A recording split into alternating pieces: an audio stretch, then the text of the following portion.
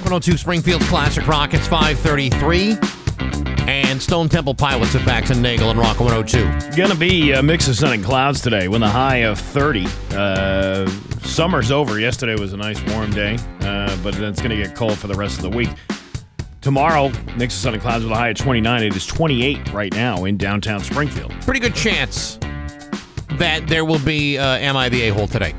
Yeah, there's a good chance. Pretty good chance. Yeah. And we haven't really talked about it, but I see no reason not to do it. And other things. There's a contest we got to play later on today. It's some things in between. Is that the swap and smell? No, it's the auto parts swap and sell. Ah, there you go. But you're close. Hey, you know what? My mind's in the gutter half the time. I'm sorry. I find nothing wrong with that. I do. And so much of society does too. So there's that and more. It's Bax and Nagle on Rock 102. Springfield's Classic Rock. It's 5:51 and sticks with Bax and Nagle and Rock 102. Mix of sun and clouds with a high of 30 tomorrow. More of the same with a high of 29. It is 28 right now in downtown Springfield. Hollywood Trash is brought to you by Western Mass Masons. Call them for all your foundation and chimney needs. I like trash. Trash is good. I do like trash. Yeah, well, one man's trash is another man's misspelling. Absolutely true. Somehow you still care about what's happening in Hollywood. So, from Tinseltown, 3,000 miles away, it's Steve Nagle's Hollywood Trash. I thought the word trash made me sound more sophisticated, like I'm going to the bathtub. Oh, like you're British or something? Yeah, right, like that. I'm going to the bathtub. I would like you some Hollywood trash. Okay. All right. Let's see. Beyonce is donating $2.5 million to the LA Fire Relief Fund created by her own charitable foundation, Bay Good. Get it? Bay, B-E-Y. Yeah, I get it. The money will aid families that lost their homes and the churches and community centers that are helping them.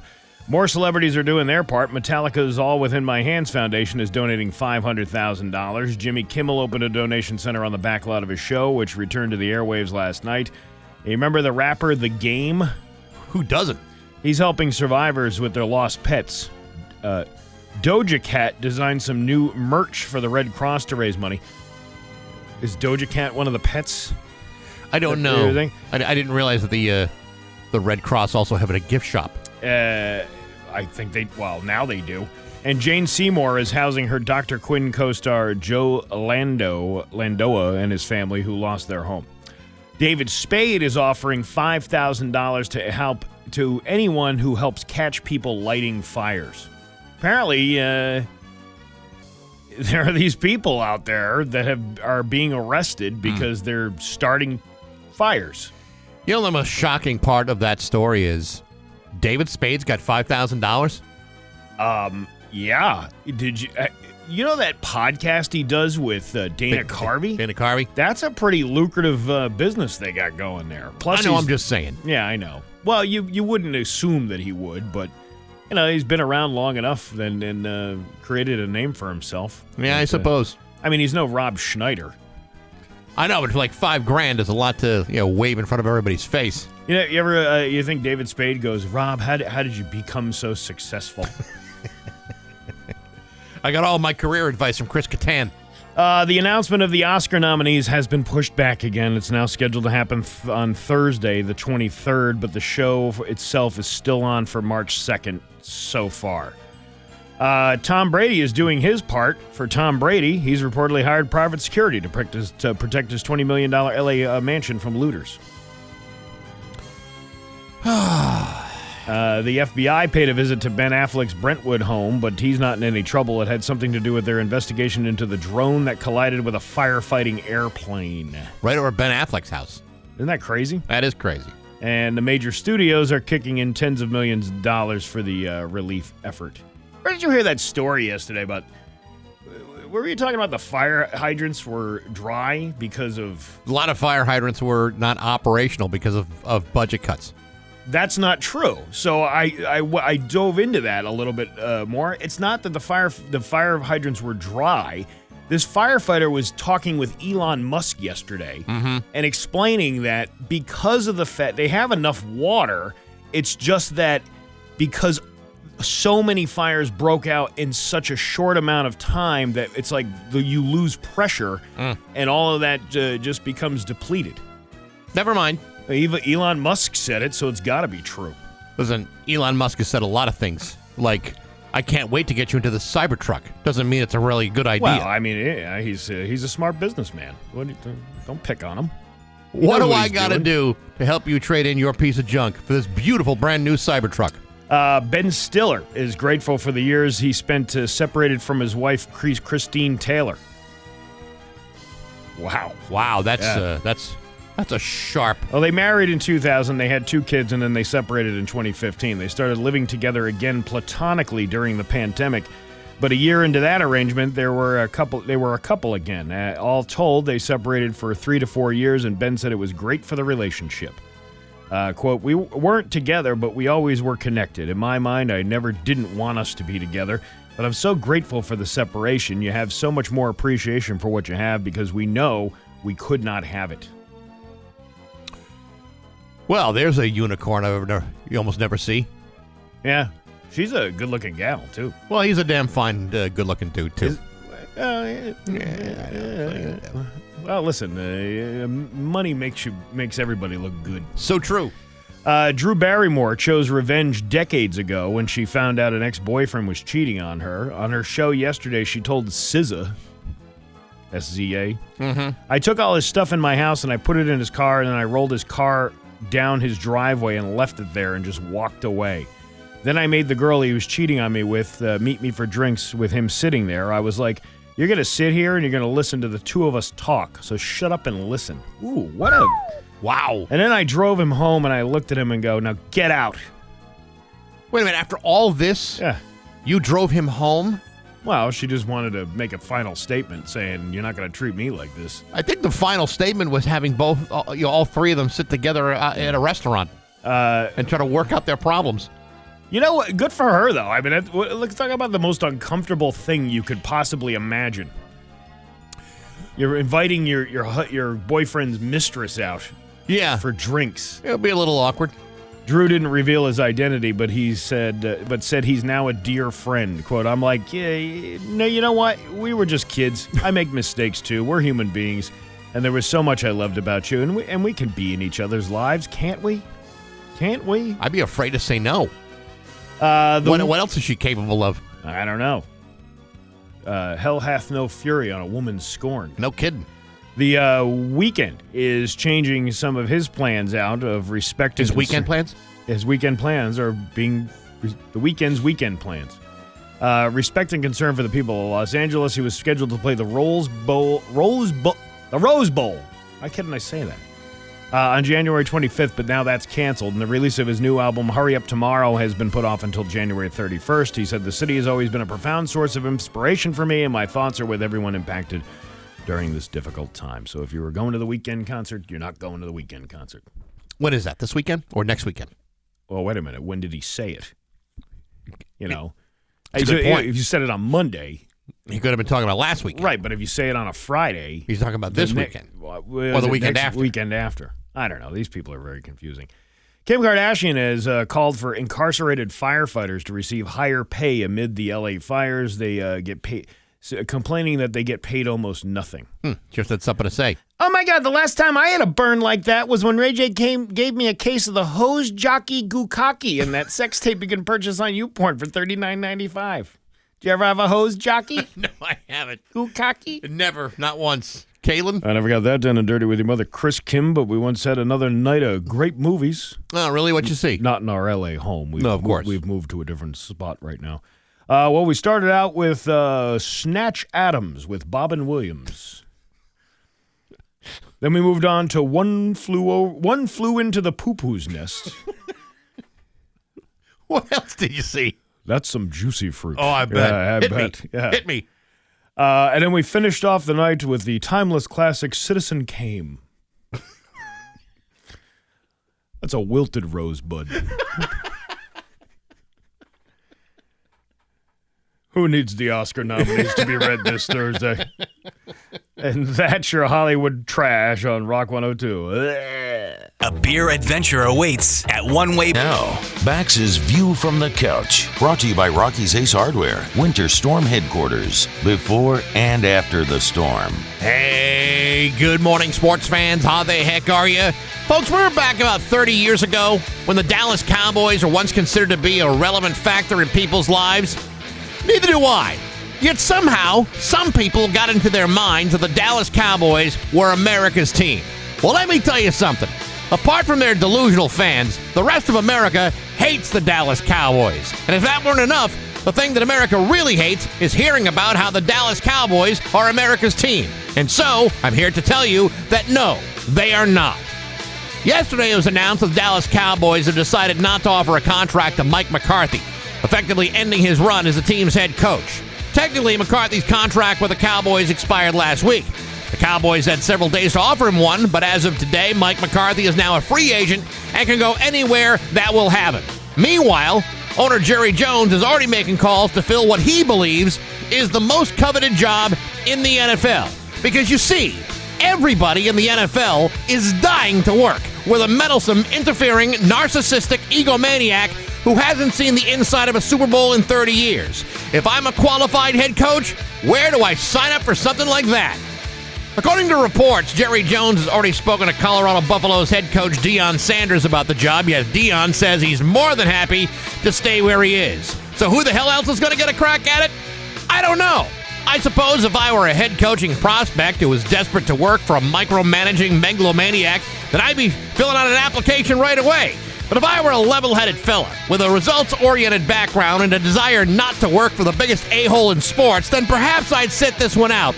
Because you see, the Dallas Cowboys job is about as coveted and desirable as a good old-fashioned case of drug-resistant syphilis. In fact, I can make the case it's even less desirable because no matter how hard you try to conceal it, everyone knows you're the head coach of the Cowboys. But hey, enough of my yapping. Sports brought to you by Rocky's Ace Hardware. Hey, how your furnace filters looking? You don't know, do you? Most people don't. But you got to go to Rocky's for pleated furnace filters. Buy one, get one free. Don't make your furnace work any harder than it has to. Replace those filters today. 2 for 1 at Rocky's Ace Hardware. I'm Bax. That's my view from the couch. Round of Am I the A-Hole coming up today. And also Bob, the bike man Charlin, will be joining us around 8:45. Yeah, he's got some other project going on now. He's a busy bee, that guy. He is a very busy guy. He is. Do you have any hobbies? Hobbies meaning like stuff you do to keep you busy when you're, so you're not just sitting around doing nothing all day. I prefer to sit around and do nothing all day. You don't have any hobbies? Well, I mean, I got my records. Hey, there you go. Let's see. Some would say, well, maybe that podcast is resulting in what looks like a hobby. That's about it. Yeah, but camping. I mean, the camping thing, kind of like a hobbyist type of stuff. Okay, well, so you got some stuff, and sometimes, those things are seemingly cheap. Camping is probably not. I mean, in the long run, it's a cost. Cheaper than most, but still fairly expensive when you start. Didn't you have to buy that thing to suck all the juice out of the septic system in the camper? Yeah, I no longer have to use that. No, but yes. See, did you sell it? I would have sold it. No, I think I trashed it in the woods, not really knowing what the hell to do with it. Put it in a sewer drain. Yeah. I grabbed the handle and I spun around like 5 times and I let it launch into a forest. There's a list online of seemingly cheap hobbies that quickly become very expensive to continue doing. I don't have any expensive hobbies. Well, what do you got? I paint. I do paintings. Really? I do. No kidding. Acrylic paints. By numbers? No, I actually I do just something I like to do every once in a while. No kidding. Yeah. You paint yourself up? No, I never painted myself up. But it's a cheap hobby. It's the only thing that's probably the most expensive is the paint itself. And the things to paint on too.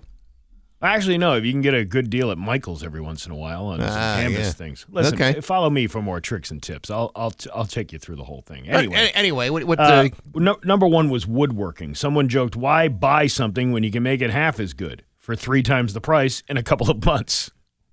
That is kind of the problem when if you know like a good woodworker. Yeah, they got so much equipment. So many so many tools, so many lathing tools or what have you. It ain't. You think you're saving a few bucks, but you're just gonna put a lot out there. Horseback riding. Yeah, no, I would never do that. Even having a horse, you know how expensive that is to own a horse? I've known several people throughout my life that have had horses. And, man, that is an expensive, I wouldn't say hobby. Some people, consider it as part of their life that they have these horses. But to board the thing? There were two things I'm so glad my kids never got into. Yeah. Hockey. That's expensive. Because that's wicked expensive. Yeah. And inconvenient with the 5 o'clock in the morning practices and what have you. And horseback riding because you gotta stable the horse, you gotta pay for your time, you gotta pay for trainers. Yeah. It's a lot. And it's a big commitment. Those horseback riding chicks, they're crazy anyway. I don't want to say that. I know many of them, and the last thing I want them is to come to the radio station with torches and pitchforks looking for us to hang an effigy. I think they know they're crazy. They probably have other people in their lives pointing that out to them. Well, I mean, when it's just like somebody with kids. Kids should be the most important thing in your life. Mm-hmm. If you're dating somebody, the kids come before everything else. In that situation, the horse comes before anything else. Even feeding themselves. The closest I ever get to horseback riding is when they pull that saddle up at Texas Roadhouse and sing Happy Birthday to you. That's about as close to a saddle as I'm ever going to get. They had that bull riding thing at Comics Roadhouse the other night. Saw a couple of chicks on that thing. Yeah. Like, you should get on there. They were yelling at their friends. You should get on this. This is so fun. Fish keeping. One person joked, I only need one more tank. You'd have to really be into fish for it to be that expensive. I mean, we have one betta fish at our house, and it doesn't cost that much. No, but if you, like in East Longmeadow, when I was living there and we had fish, we couldn't use town water in the tank because of all the additives and chemicals that are in the water. So you had killed all the fish. So would you have to get cases of water or gallons of water? I used to have to buy water by the jug and fill and clean that way. Well, who's to say there wasn't chemicals in that? Nobody, but at least the fish stayed alive. Yeah, but I mean, come on. You think the fish are really going to die in the fluoride water? Yes. Oh, but their teeth. Look how white their teeth would be. Their smiles were unbelievable. 3D printing. I just got one of these. Did you really? A 3D printer. Now, I haven't even used it yet because I've had it for almost a month now. And I haven't used it yet because I'm waiting for the other supplies to come in. But it doesn't seem like the big spool of plastic. It was only $9.99. Unfortunately, it's coming from China, so it's taken a couple extra weeks to get here. Yeah, that order's going to get canceled on the 19th. But it's seemingly one of those things where wow, this would be cool because they're not that expensive. This thing was only about $300. Well, what are you planning on doing with it?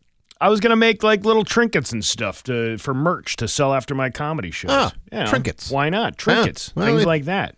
It could come in handy for school projects and things like that if we actually get the materials that you need to make the stuff in it.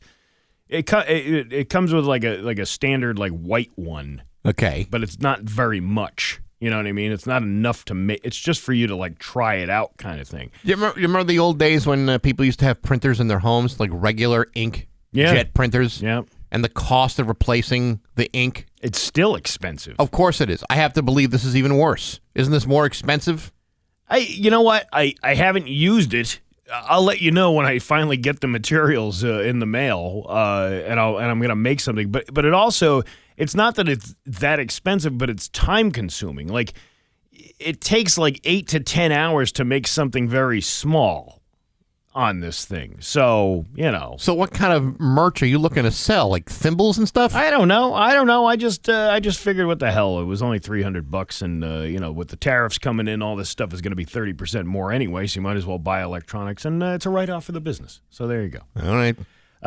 Through cycling. It depends on how far you want to take it. Yeah. I had a roommate once that was really into it. Yeah. Like racing long distances and had a racing bike, one that didn't have like brakes on them. Right. Those were very expensive bikes. See, I wasn't going to I like cycling, but I'm not going to I mean the Peloton I bought off Facebook Marketplace because brand new ones like $2,500. Right. And like a cycling bike for outdoors, I went and bought a used one that was $300 because there's no way I'm spending $5,000 on a race. I don't. Do I look like Lance Armstrong? Well, had he kept going with the steroids, Yeah, sure. Well, yeah. Yes, certain aspects of me are like Lance Armstrong. I am a dope, Surfing in the summer. I can see how that would be expensive because the surfboards aren't cheap. Snowboarding in the winter. That's also another expensive hobby to do. Skiing is expensive. Yeah. My kid got into skiing last year. They had this like ski club for the school. Right. And while there was a discount involved because of the school aspect of it, I'm like, let me go. What's it like to come up here on a weekend and do it? It was like $300 for like 2 hours to be out on the slopes. Golf. Golf can be expensive. That can be expensive depending. Well, the thing is, you need clubs, you need balls, you need to play a place to play. That's never cheap. And if you want to join a club, that's real expensive. But those are things that are like expensive to start doing. Yeah. Once you get going with it, I mean, how many, unless you're really like banging on the clubs, how many clubs are you buying every year? Well, I mean, you probably buy, it all depends. I mean, usually some people buy irons, they buy the whole set. You know what the most expensive part of golfing is? The beer that comes around by the beer girl. That's not entirely untrue. Here's $8 for a Bud Light that you could get down the street for $1. I don't know, man. I have saved a lot of money just playing in courses that have like a windmill and a clown's mouth. Crochet, when the yarn buying turns into collecting and hoarding.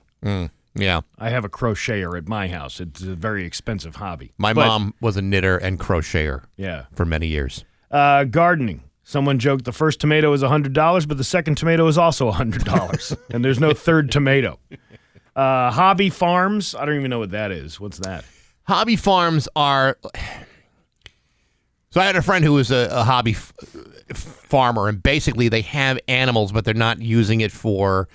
meat. They're not using it for dairy or anything like that. Petting zoo? It's literally just a very expensive petting zoo. CrossFit. Yeah, nice. Listen, that's a cult too, man. I've seen these people, and they're like, there's one at the place I go to to do my training. I don't do any of that crazy crap. But it's like you're looking up at the board, and every day these people come in and. I guess if that's what you're really into, you can do it, but it's an expensive hobby, and you have to work, like, every day. See, I look at that stuff, and I automatically see injuries.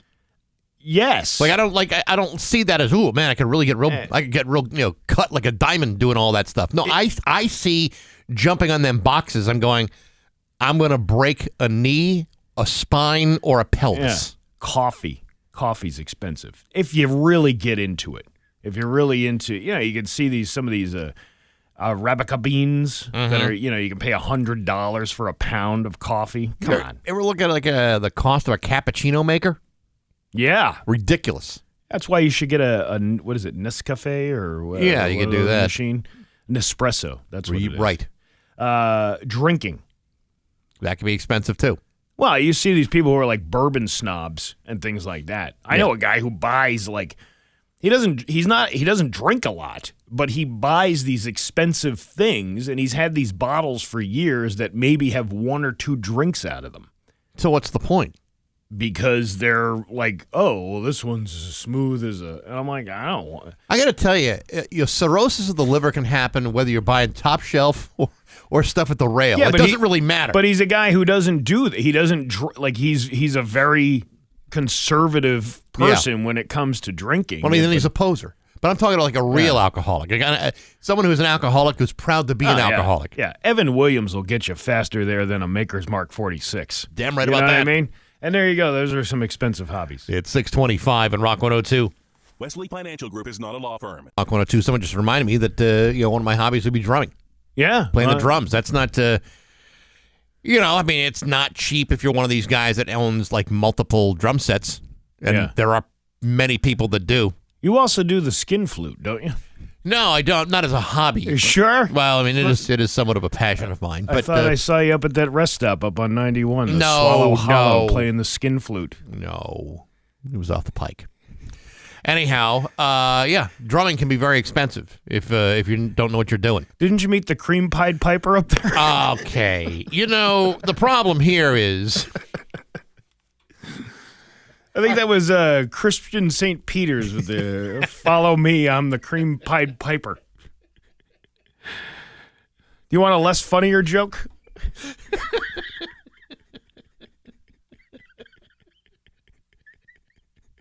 Yes, could you please? Here we It's go. Bax and Nagle's joke of the day I'm funny how? I mean, funny like I'm a clown. I amuse you. on Rock 102, I make you laugh.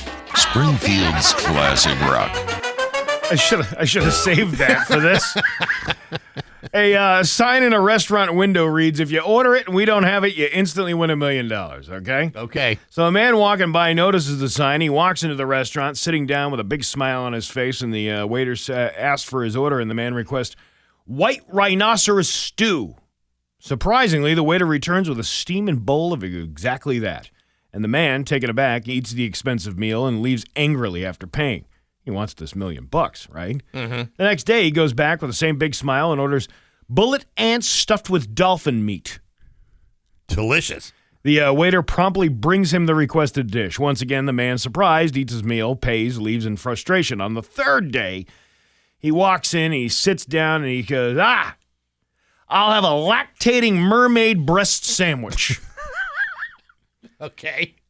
Those are very popular in the South. Sure. After a few minutes, the waiter returns with 2 large duffel bags containing $1 million. And the guy's like so happy. He goes, "Yeah, I knew it. You didn't have that lactating mermaid breast sandwich." And he goes, "Actually, we do, sir. We just ran out of bread." He had all this stuff there, but he didn't. Yeah. What about that skin flute? All right, never mind. Move along. All right. Bax and Nagle in the morning on Rock 102.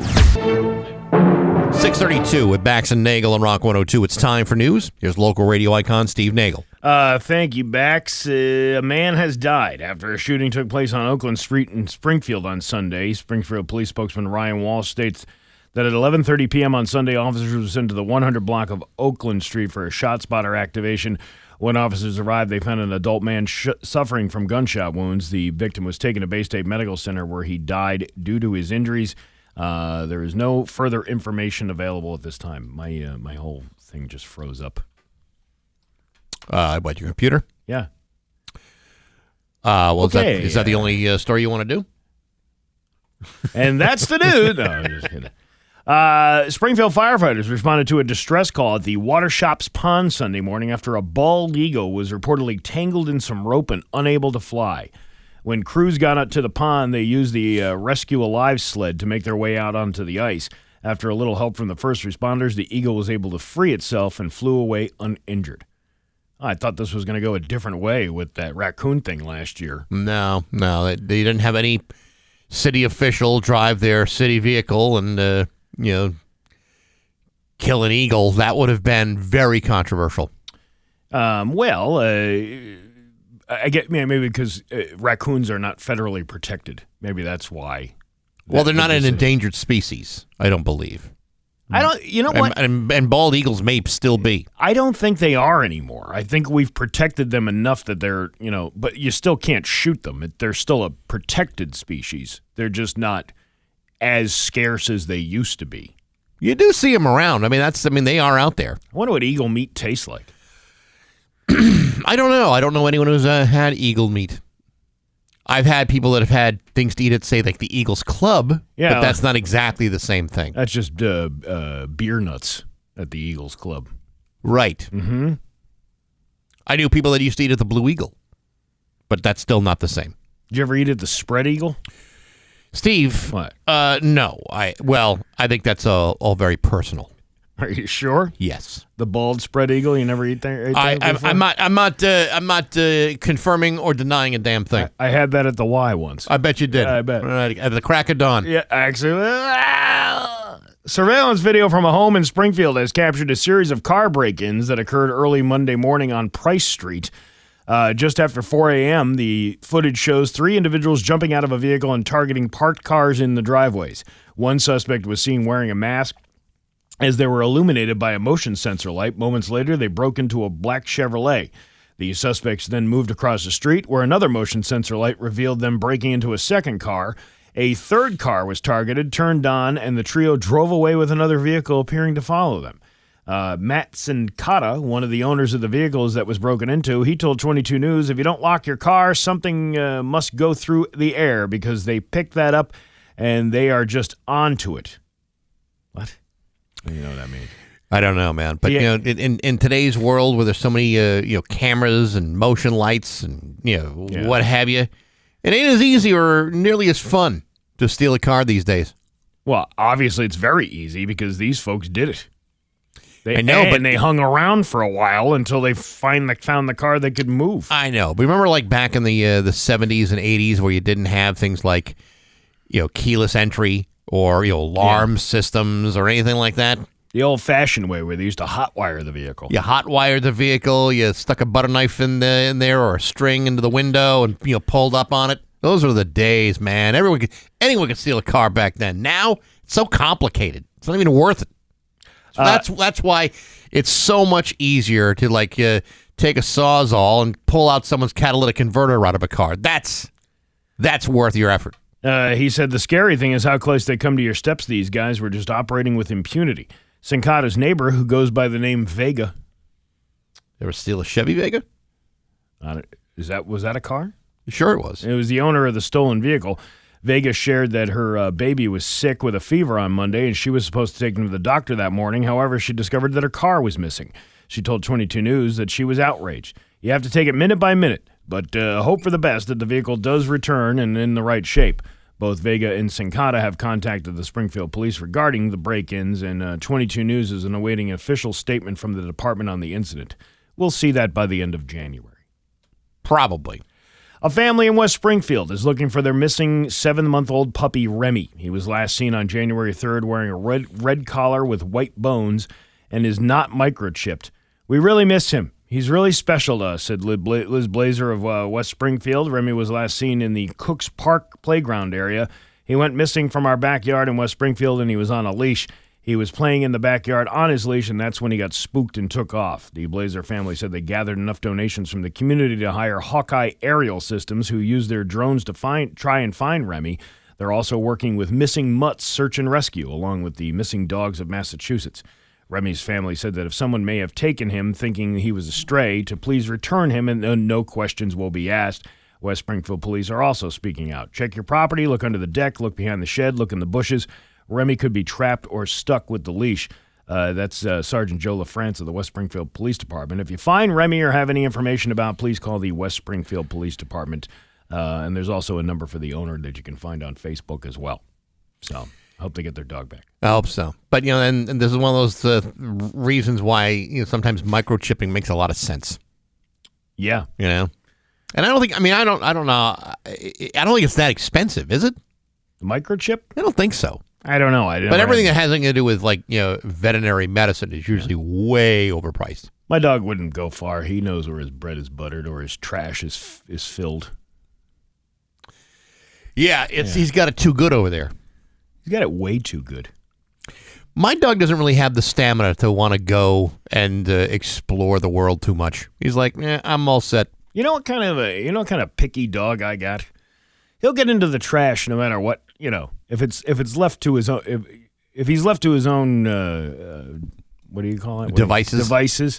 He will eat trash. Last night I made some peas, frozen peas. Pretty good. Well, there's about a handful of peas left over that were steamed, so they weren't dangerous for the dog or anything. And he wouldn't eat it. What a picky SOB. What a fuss budget he turned out to be. I'm like, really? I'm giving you food that you don't normally eat. you wouldn't normally eat. And here you are, picking and choosing like you beggars can, in fact, be choosers. What's I mean, is he that fussy of an eater? I mean, are there things that he does like in particular? I mean, besides common trash? Well, I mean, I try not to feed him like regular food, Right. but he's had an upset stomach. I've fed him rice before, like Sure. white rice because the vet tells you to do that. Kind of soften up whatever's going on in there. Usually after he eats I mean, a the lot vet of didn't trash. try to sell you some sort of special science diet that costs like $900 a bag. Listen, I really like my vet. My vet is not a money grab. I have not. Oh, you got that guy. Because it's not a VCA. These VCAs are like it's like it's like they're selling timeshares there along with your vet stuff. You know what? You're not wrong about that.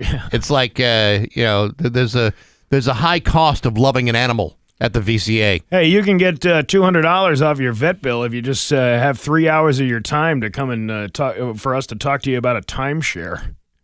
That's pet friendly, by the way. Oh, that's good. Yeah. Good to know.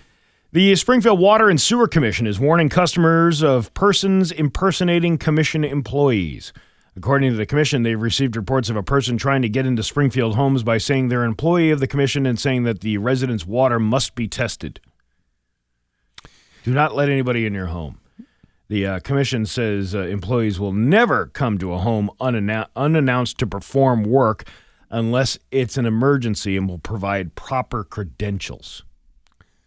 Yeah, I'm not all that comfortable at accepting the phone call that says, yeah, we need to come to your house to inspect your water. Oh, really? Is that a fact? Yeah.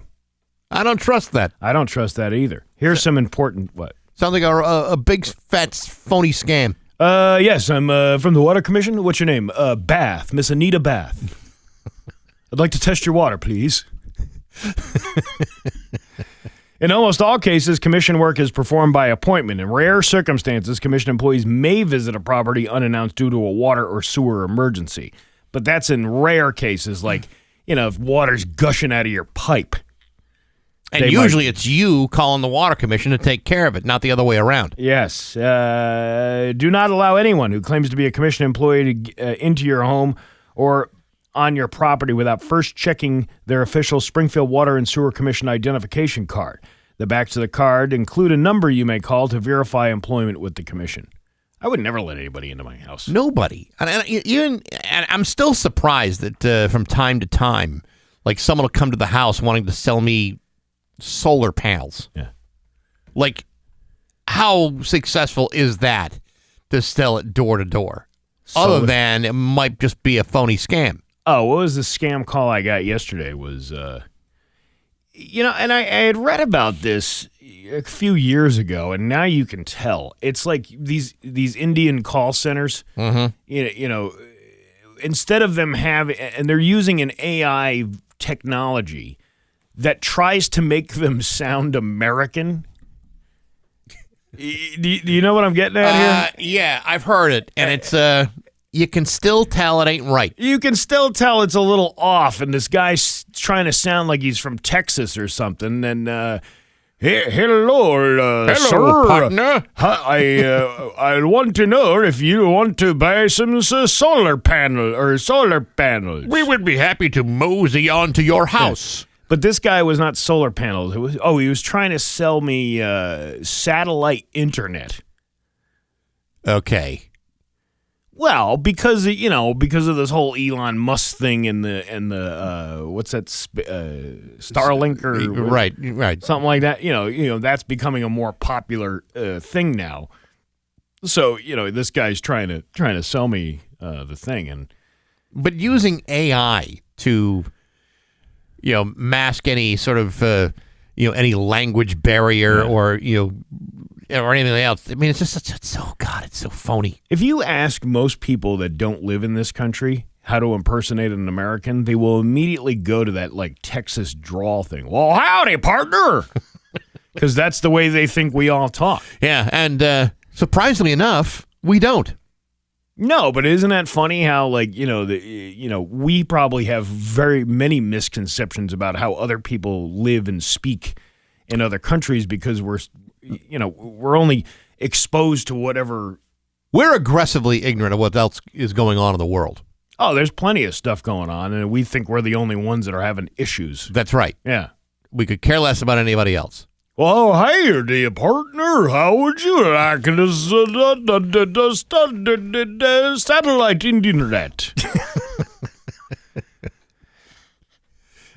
There's always a scammer out there for somebody. There's always something. Your Pioneer Valley forecast today going to be a mix of sun and clouds with a high of 30. Tomorrow, more of the same with a high of 29. It is 26 right now in downtown Springfield. I'm Steve Nagle, and that's the news on Rock 102. Aw, yeah. Rock 102, Springfield's Classic Rock at 6:51. And Alice Cooper with Bax and Nagle and Rock 102. Mix of sun and clouds today with a high of 30. It's 26 right now in downtown Springfield. Gene Simmons of Kiss is coming to Mohegan Sun Arena on May 11th, and Rock 102 wants to send you to that show. If you listen to Pat Kelly this week, you'll have a chance to win a pair of tickets to see Gene Simmons of Kiss. For show details, go to rock102.com/concerts. It'll tell you everything you need to know from Rock 102, Springfield's Classic Rock. You know, we were talking about horse lovers earlier. Yeah. Not like this guy, though. Cops in Polk County, Florida, arrested a 53-year-old man named David Calloway after he tried to have relations with a horse's nose. A horse's nose? Yeah. Thankfully, the horse is okay. How's mounting Calloway feeling? Maybe mounting it from the back might have been a little difficult, so you might as well go in the front, I guess. Right? In his nose? Yeah, it happened the day after Christmas. They just shared the details. His own girlfriend turned him in. Well, if you can't trust All right, first of all, his own girlfriend turned it in. Yeah. What does that say about the health and strength of that relationship? Well, she's the better person for turning him in. Yeah, no, I agree. Yeah. But you know how much has the relationship fallen when this becomes your number one option? Listen, in any relationship, you're going to reveal a kink or two, but most of them are pretty harmless. Yeah. A horse's nose, the horse is using it. I mean, the horse is not going to, he is not going to stand there and take this. Yeah, this is a few steps higher than, I just want to tie you up. You know what I mean? Yeah. Exactly. She called the police after she found Donald standing next to the horse and pleasuring himself. She said he had his, you know what, near the horse's head, and it was obvious what he was trying to do. She also got some of it on video. Oh, well, I hope she posts it. She's a voyeur. Right. Donald eventually admitted to it. He told police he had gotten lucky in probably 2 months and described it as a sexually frustrated moment. He also called it a dumb decision. Really? Yeah. Thankfully, the horse is okay. Her name is Raven. She wasn't injured, at least not physically. One report, she's mentally scarred for the rest of her life. Right. And one report says she's 24 years old. Another said she's 28. But she looks like she's 19. He's facing charges for sexual contact with an animal. What? No, listen. I don't know enough about the physiology of a horse. Yeah, but is it possible that by doing this you could catch the clippity clap? Oh yeah, the clippity clop clap. Right, clap. Right. I can't. Again, with the kink thing, there's certain things that are acceptable in life that happen between two adults. Yes, consensually. Correct. When you start. Yes. Okay. Even if you had this kink, can't you just picture this in your head and be over with it and don't tell anybody? So you at least nobody's getting harmed in the process. Right. And there are some times that fantasies, should remain just that. Yeah. As opposed to taking this notion and saying, I don't know about anybody else here, but I'm going to be going to Saratoga for the entire weekend. Just me, a carton of smokes, and the ponies. And the ponies. All the ponies. That's right. Sir, why did you do this? Well, I had this thing for Sarah Jessica Parker, and I really wanted to... She clopped twice for yes. Gronk, gronk, gronk. I'm going to I'm going to Saratoga I'm going to Churchill Downs with nothing but a bunch of oats and a salt lick. Hee-haw! Family Guy, they had, what was her name? Kelly McGillis. When God was making Kelly McGillis, just put her in a car and she'll pass for hot in the 80s. She looked like a big horse. It's 6:56 on Rock 102. And now, Bax's View from the Couch, brought to you by Rocky's Ace Hardware, Winter Storm Headquarters, before and after the storm. Hey, good morning, sports fans. How the heck are you? Folks, yesterday the Patriots introduced Mike Vrabel as their new head coach. As you know, Mike Vrabel took the job after Gerard Mayo was let go after just one terrible season. And while there are some who are still on the Gerard Mayo got the shaft bandwagon, I must tell you that there's a stark difference between the mood surrounding the Patriots from 2 weeks ago to yesterday. Today, there was a feeling of optimism, a feeling of excitement, a feeling that if anyone can take the Patriots from a record of 4 wins and 13 losses to a record of 5 wins and 12 losses, it might just be a guy like Mike Vrabel. Yesterday, Mike Vrabel seemed like a man who's already in charge, almost like he spent 7 years in the place. It was almost like he was part of 3 Super Bowl championships over there. It's almost as if he knows the entire organization well enough to hold everybody accountable for doing their jobs and doing it enthusiastically. According to Vrabel, one of the primary reasons for taking the job was to develop quarterback Drake May and help him become, in his words, a dynamic young quarterback. He also claims he's made no final decision on who he'd like on his coaching staff, but of course those decisions are coming relatively soon. Now, I know what you're saying, that the Patriots got their guy, and that's one hell of a homecoming for a guy who won 3 Super Bowl rings in a Patriots uniform, and all of that is true. But I also remember being moderately excited about the idea of promoting Gerard Mayo to the head coaching position, and we all saw how well that worked out.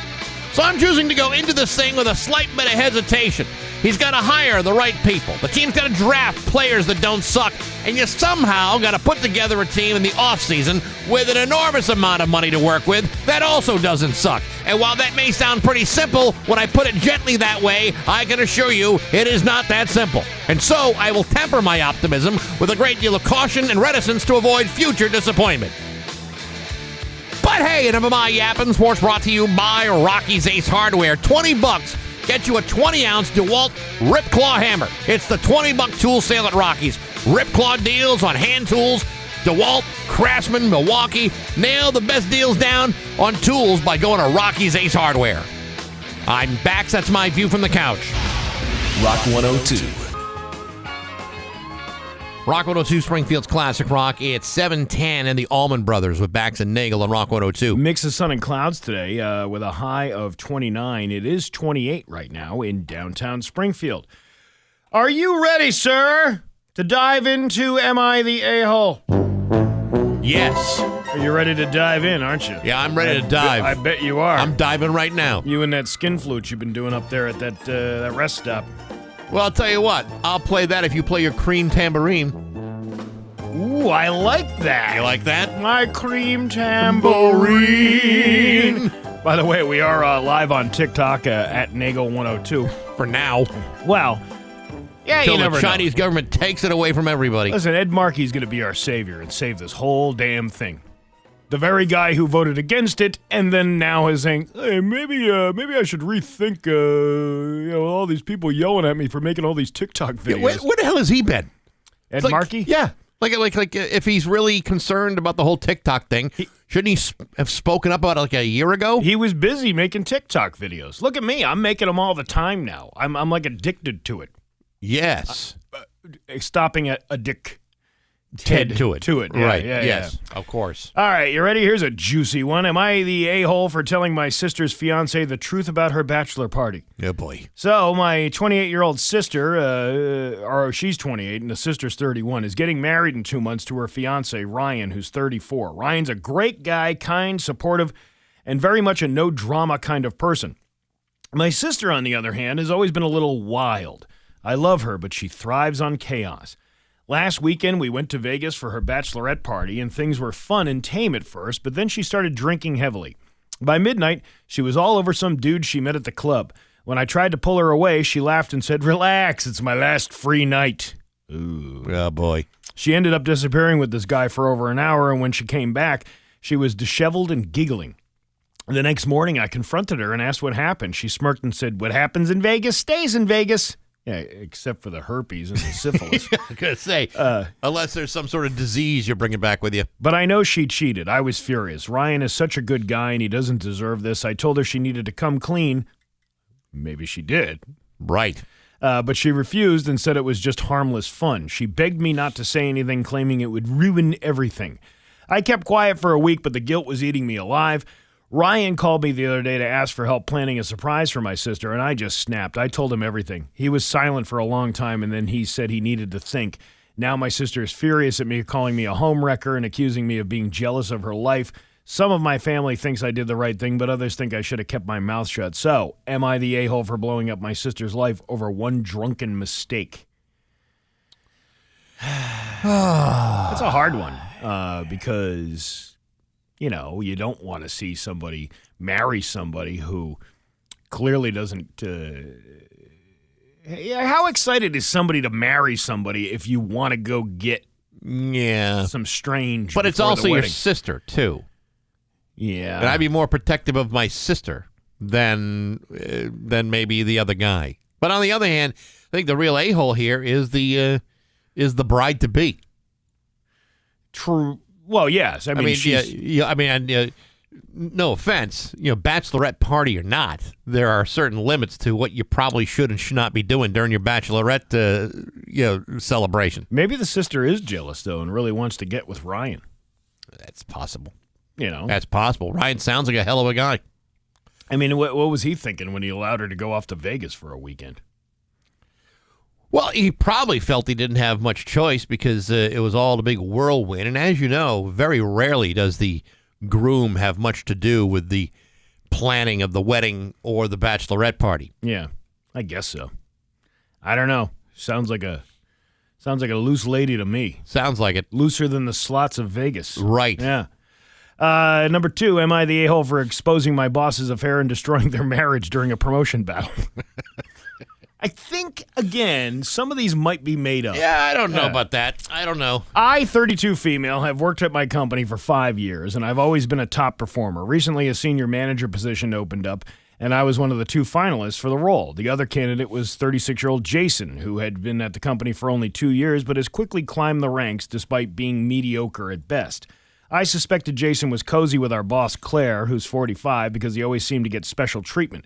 Extra time on the big projects, the most prestigious clients, and even inside information that helped him look good. It was infuriating, but I thought I could beat him on merit. Then, a coworker accidentally let it slip up that Claire and Jason have been having an affair.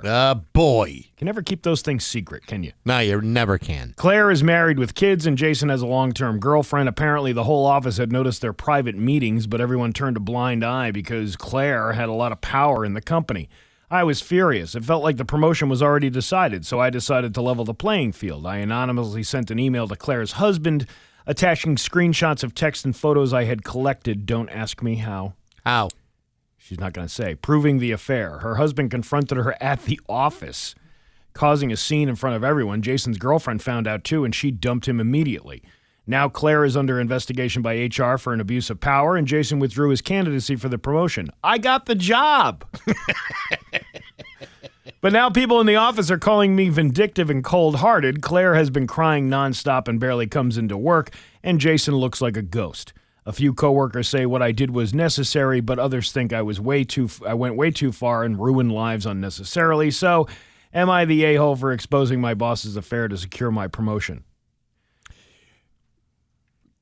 If you did it to secure your promotion as opposed to expose a hostile work environment, then that's kind of being an a-hole. But if you're there to expose a hostile work environment, then that's okay, I guess. Yeah, but she got the job she wanted. She ultimately, if she wasn't going for the job, she probably wouldn't have exposed any of this. That's what I'm saying. So is it more out of jealousy that somebody was going to get a job because she was going for it, as opposed to, let's say it was a coworker that was going to get the promotion, right, or was ruled out of the promotion because of this affair going on. She also may have a very high opinion of herself and believed she deserved that promotion. Yeah, when in fact, she may not have deserved it at all because she's vindictive and manipulative.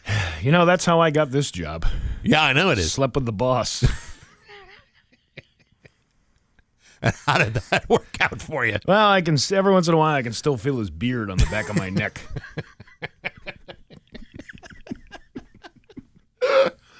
Hey, you ready for our final one? I Yes. guess. Am I the a-hole for refusing to play along with my coworkers' pirate role play during meetings? I did this too, I think. I, 34 male, work in a small marketing firm, and my coworker Derek, who's 29, is unique. He's obsessed with pirates. His desk is covered in ship models, treasure maps, and he even has a fake parrot perched on his monitor. It was quirky at first, but lately it has got a little out of hand. Derek started insisting that we call him Captain Blackbeard during meetings. These are made up. Come on now. You don't know that. He speaks in a pirate accent and yells, "Arr!" after every idea he likes and refers to bad suggestions as walking the plank. He even brought a wooden sword to a brainstorming session once and knighted someone for their loyalty. At first, we all laughed it off, but now it's just ridiculous. It's hard to get through meetings because Derek's so busy being in character all the time. Last week, during a big client pitch, he interrupted me mid-presentation to say, "Aye, that idea be shiny as gold." The client looked completely confused, and we didn't land the deal. After that, I told Derek privately to tone it down because it's affecting productivity. He got really upset, saying, "I was sinking the ship." And that his pirate persona boosts morale. Yeah. No, No, it doesn't. Cake Day boosts morale. Yeah, right. You know, you want to be a cake czar and, just have that one time where you're being an a-hole like myself. When he didn't stop, I went to our manager who told him to cut back on the theatrics. Now Derek's furious with me, saying I'm an uptight landlubber. You're an uptight landlubber. You don't know how to have fun. Some coworkers think I should have just let him be, but others agree it's gone too far, and now the office feels divided, and Derek glares at me every time I walk by. So Are they like shooting cannonballs at each other, one side over another? Well, I guess so. I mean, that's how you take down a pirate, isn't it? I believe so. Am I the a-hole for mutinying against Captain Blackbeard in the workplace? No, I think Captain Blackbeard is maybe the big a-hole here. Well, who wouldn't want a pirate on their team? We don't need a pirate on our team. No. No, we do not need any pirating here at the radio station. Wouldn't you want somebody leading us with a hook hand? No, I don't. And an eye patch? That's a nice eye patch. This is a low swashbuckling environment in this office. Oh, I see what you did there. You used a pirate pun. I did. That. It wasn't even a pun. It's just talk like a pirate day. Yeah. Yeah, that's fine amongst friends if those are the kinds of friends you have. But around the office, it's not. It is not welcome. It's not by me anyway. When is Talk Like a Pirate Day? It's like in September sometime, isn't it? Like Yeah, I don't know. September 19th. I don't know want me to look it up? I think it's close to Steak and BJ Day, and don't ask me how I know that. See, now that's a day I can accept. There's something in it for everybody. No, there's only in it for one person, actually. The male recipient. Well, she gets a steak too. A tube steak? Well, no. I mean, she's going to have, she shouldn't perform on an empty stomach either. Why should you hoard all the steak? Do you want somebody eating meat before they do that? No, after they're done. Yeah, but then it ruins your palate. I don't know, Steve. What's the thing that you chew on during like a wine tasting to clear your palate? What is it? What is the? I don't even know. You clear your palate between steaks? Yeah, you have to. Yeah, sure. Yeah, different cuts have different taste. I don't even know how we got on this conversation. I really have no idea either, Steve. Well, there you go. That's another round of Am I the A-hole? Which I think some of them may be made up. It's 7:21 with Bax and Nagle at Rock 102. Seeger with Bax and Nagle on Rock 102. Bob Seeger. That's correct. I haven't heard that one in a long time. Well, there you have it. Since yesterday. That's right. Been a full 24 hours. Why shove everything down everyone's throat, right? Well, I'm just playing the hits here at Rock 102. Hey, this week on Backseat's Musical Podcast, my guest is Brian James from The Damned, also from The Lords of the New Church, played with Iggy Pop, a bunch of other great stuff. An absolute rock legend from England, one of the very first punk bands of the 1970s. You can check that interview out on Apple Podcasts, SoundCloud, Spotify, the Rock 102 YouTube channel, rock102.com, and on the Rock 102 app. It's all brought to you by Metro Chrysler, Dodge, Jeep, and Ram at Chicopee and Rock 102 Springfield's Classic Rock. How many Gen Zers does it take to change a light bulb? It sounds like a joke, but this is actually a real question.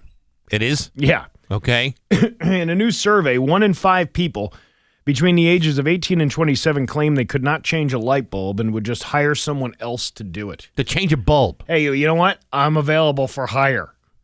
You want to pay me $20 to come over to your house and change your light bulb? I'll do it. Are these light bulbs like really high up on the ceiling, or are they just it's a complicated process to figure out how to do it? Well, they're saying, especially if it was a ceiling light, because going up a ladder would be too dangerous. Okay.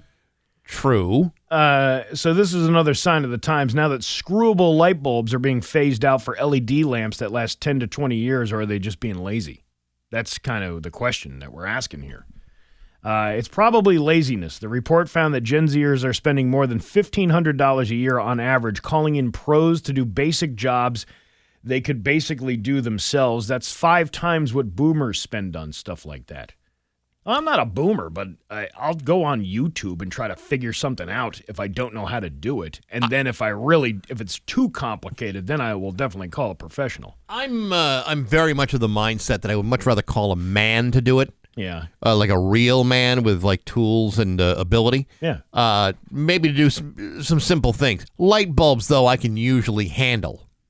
You know, that's not one of those jobs I say, ooh, I need to contact a professional. I'm usually fairly capable of changing a light bulb, and I have many, many times. You've changed a light bulb by yourself? Oh yeah.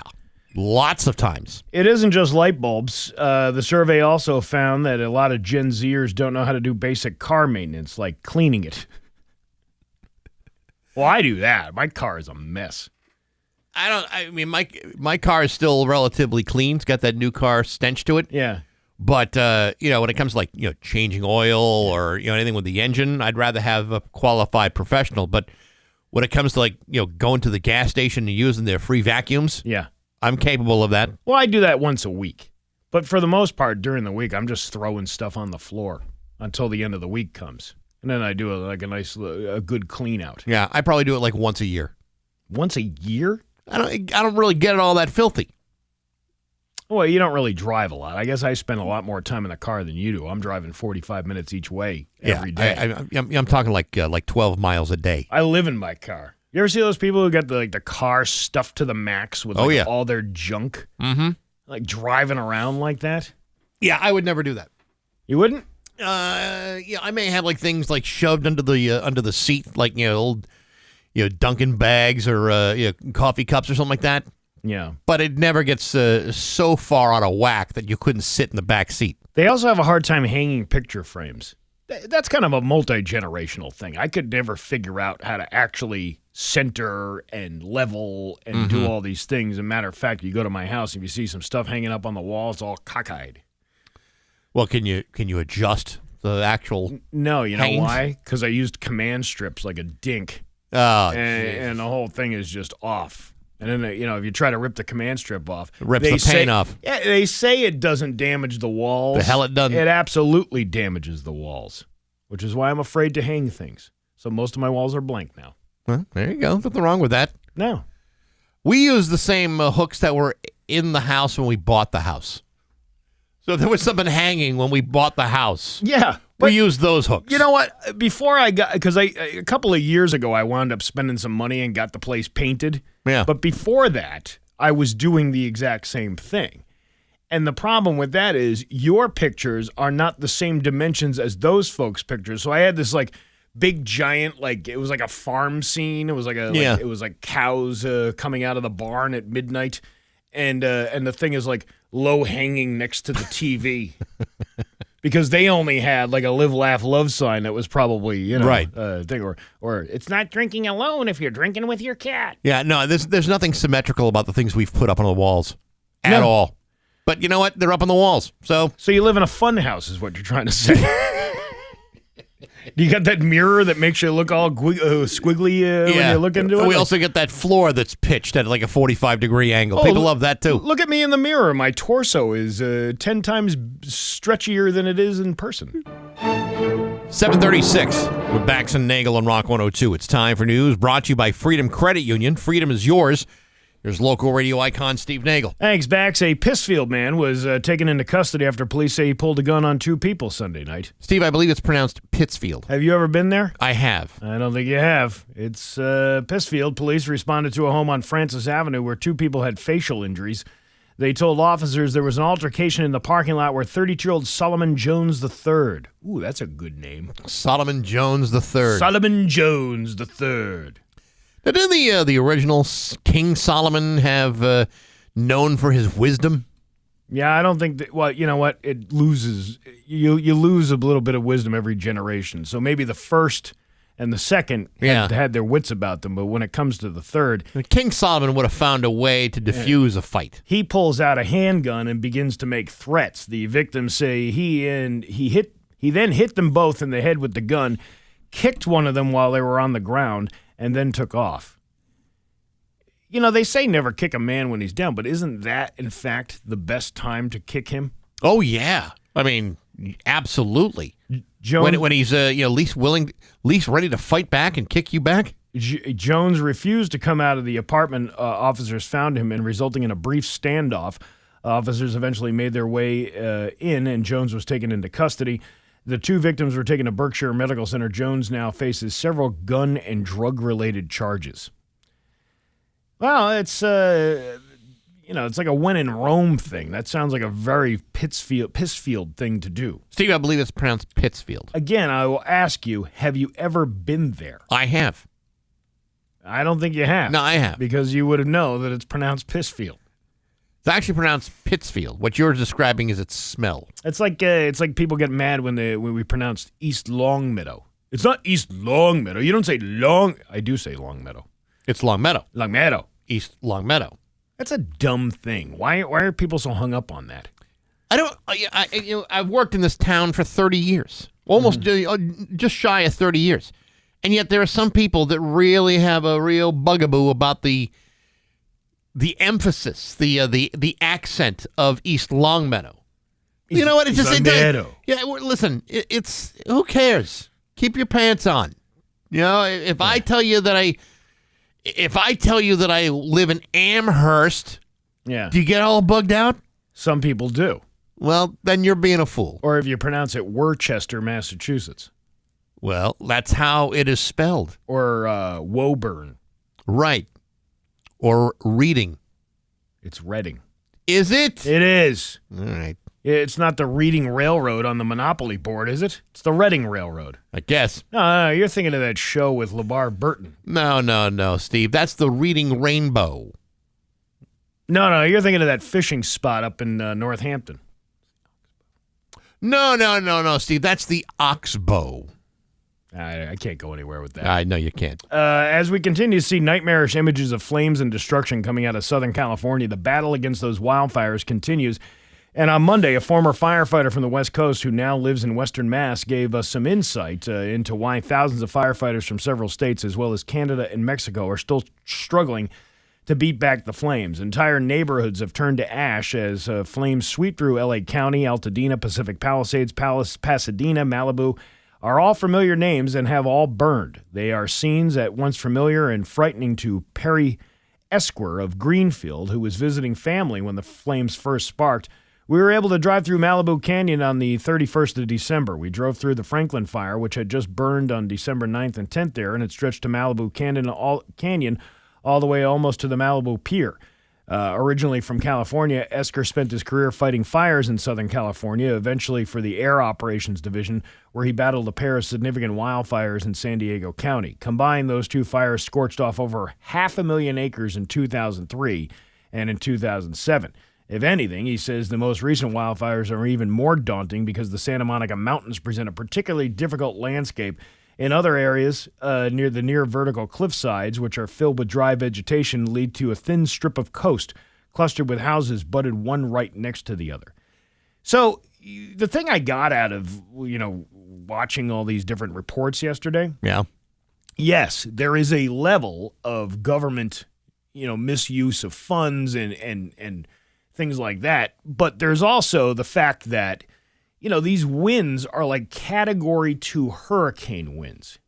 It's almost unpreventable in a way because you can't fly a plane dousing flames with all of that. It's an unprecedented situation, but there are many people that are saying, "Hey, how come we were so unprepared for any of this? And why are we struggling through this to the degree that we are?"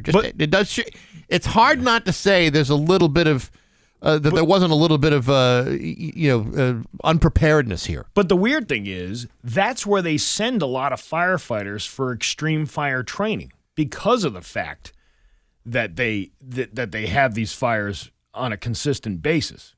So I mean I don't know. I mean you can't prevent everything, especially when winds are whipping up at 60 to 90 miles an hour. Right. You can't fly a plane in that kind of. Well, we were saying that from the very beginning. These are very difficult, very challenging fires to fight, especially when the winds are the way they are. And they have wildfires all the time in California. This one's just gotten way out of control. One of the things I saw that I'm starting to get bothered by this because I saw it was like a meme that was on social media. It was like a burned out area, and on the ground was an Oscar statuette. And I thought, you know what?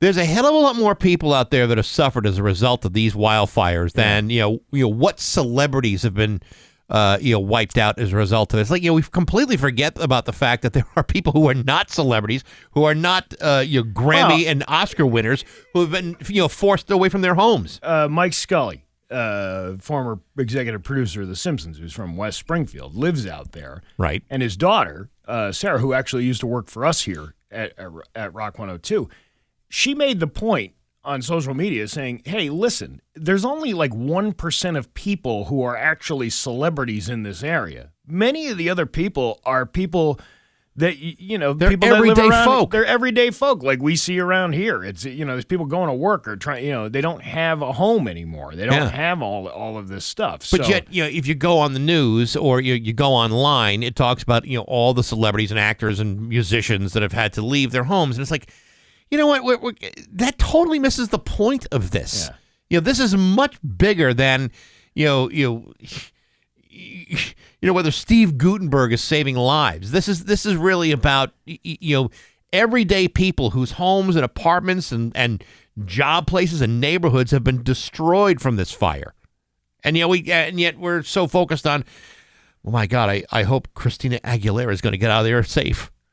Well, I saw it was the Tom Hanks's $50 million mention.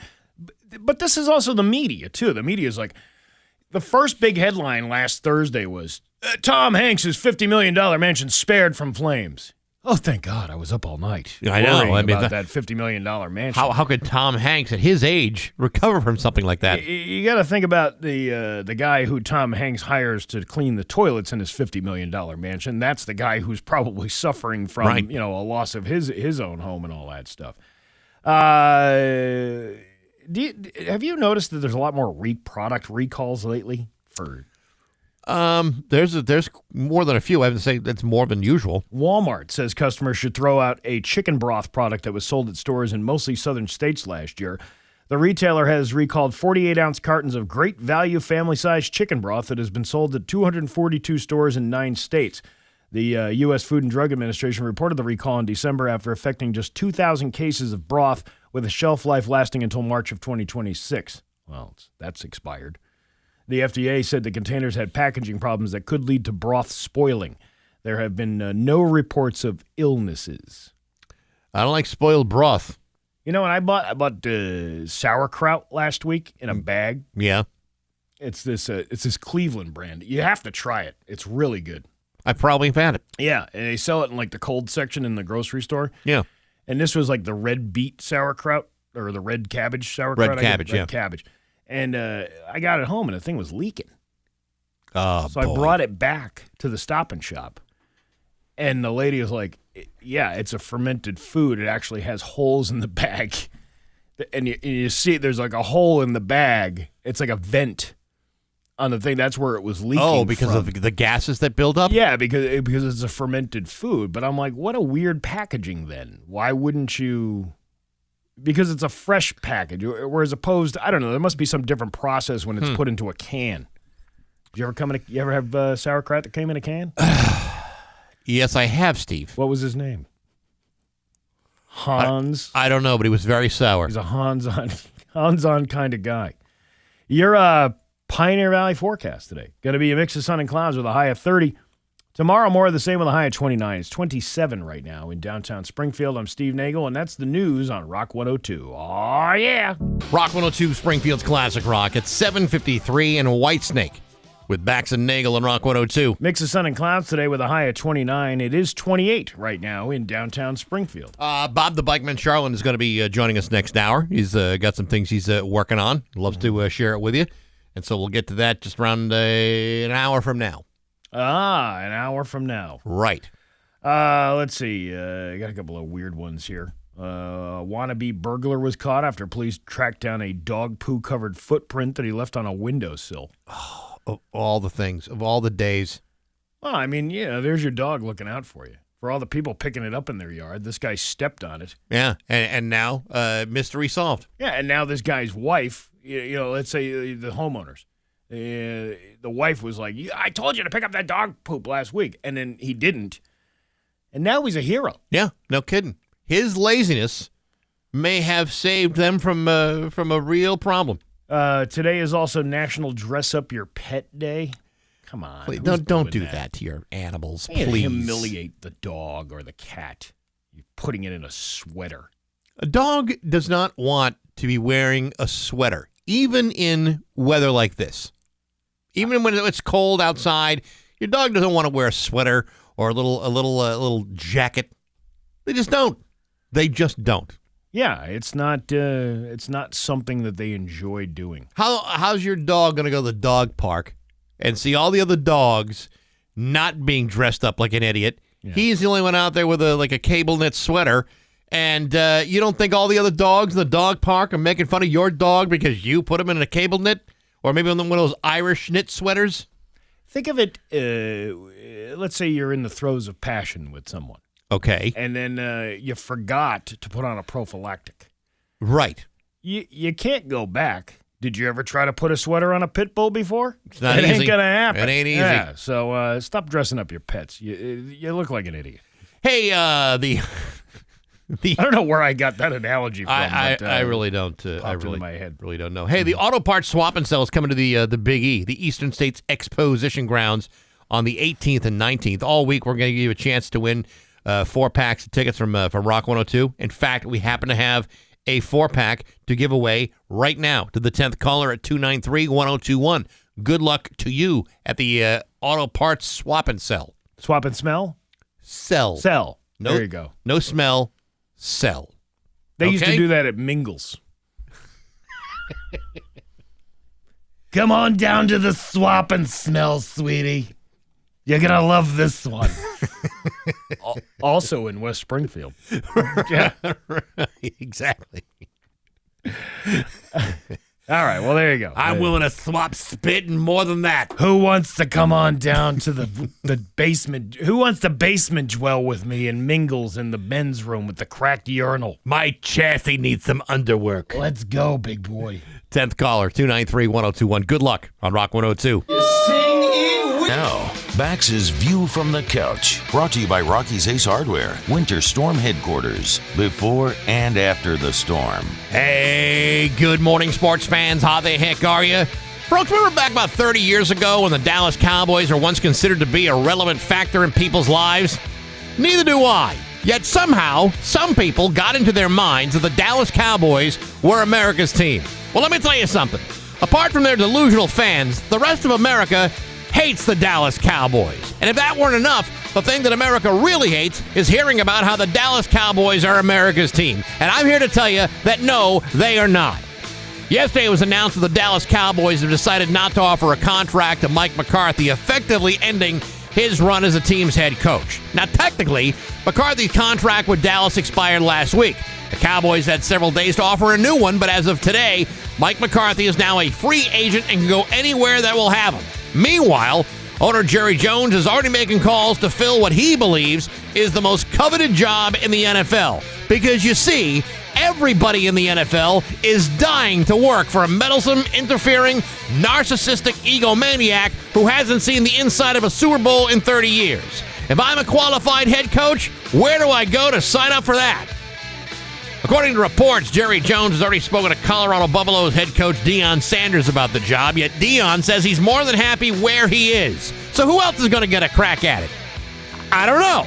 I suppose if I were a head coaching prospect who was desperate enough to work for a micromanaging megalomaniac, then I'd be filling out applications right away. But if I were a level-headed fella with a results-oriented background and a desire to not work for the biggest a-hole in sports, then perhaps I'd sit this one out. Because you see, the Dallas Cowboys job is about as coveted and desirable as a good old-fashioned case of drug-resistant syphilis. In fact, I can make the case it's even less desirable because no matter how hard you try to conceal it, everyone knows when you're the head coach of the Cowboys. But hey, enough of my yapping. Sports brought to you by Rocky's Ace Hardware. How your furnace filters looking? Don't know, do you? You need to go to Rocky's for pleated furnace filters. Buy one, get one free. Don't make your furnace work any harder than it has to. Replace your filters today. 2 for 1 at your neighborhood Rocky's Ace Hardware. I'm Bax. That's my view from the couch. Rock 102, Springfield's classic rock. Springfield's classic rock. It's just about 8:11 and Boston with Bax and Nagle on Rock 102. Partly cloudy today with a high of 30. Tomorrow, more of the same with a high of 29. It's 27 right now in downtown Springfield. You occasionally go to the coffee shop, right? Grab yourself a coffee, grab yourself a hot one or a cold one. I try to go to the local place. The local place. The Shelburne, Not bad. They got good coffee over there. For a while I was on a Starbucks kick. Yeah, like I go pick up my kids at school, and I grab a Starbucks. It's like right on the way. Yeah. So I grabbed the Starbucks. I'd sit there and I would pretend to enjoy it, and that would be it. Well, the nice thing about the Starbucks has always been you can go, you can sit there with your laptop, you can seem very busy, and just sit there and not have to order anything. That was a long-standing policy. I mean, the right thing to do is to order something, but many people didn't. Some people just like the free Wi-Fi because it's great Wi-Fi. Oh, well, you can sit there and work on your novel you've been writing. Your master's thesis. Your manuscript. Right. For your next film. Right. Your manifesto gets written at the Starbucks. It's like a 90s rom-com. The undiscovered person typing her manuscript in a Starbucks. Yeah, exactly. One day she'll make it famous. Everybody's a J.K. Rowling. Yeah. It's about to happen. It all starts at a Starbucks. Anyway, Starbucks has just announced a new policy that requires customers to make purchases in order to use its coffee shops. This includes the restrooms and other things. This change comes after a previous policy allowed anyone to use the facilities without buying anything, which was implemented in response to a racial discrimination incident in 2018. The company's new code of conduct also includes guidelines on behavior in its spaces, such as no harassment, no alcohol consumption from outside, no smoking or begging. Those are all the reasons I go. You want to smoke. You want to beg. I want to beg. Those are the best parts of going to a Starbucks. Yeah. The move is part of CEO Brian Nichols' efforts to improve the company's performance, which has been declining in sales and profits over the recent years. Nichols aims to create a community experience in Starbucks and attract more customers with a simplified menu and affordable drinks. Now, if I got to use the bathroom in a Starbucks, right? Does that mean I got to buy something before I use the bathroom, or can I make the promise of buying something on my way out? I thought I read this as they're going to charge you $2 if you want to use the bathroom. $2? Yeah. Or you buy something from them and they'll let you use the bathroom. Here's the thing. I don't even know how I feel about this as let's say it was a small business owner. If people are just going in to use the bathroom and then dirtying it up, that could become a problem. But where do you draw that line of somebody, just because you might not be a customer today doesn't mean you're not going to be a customer tomorrow. That's true.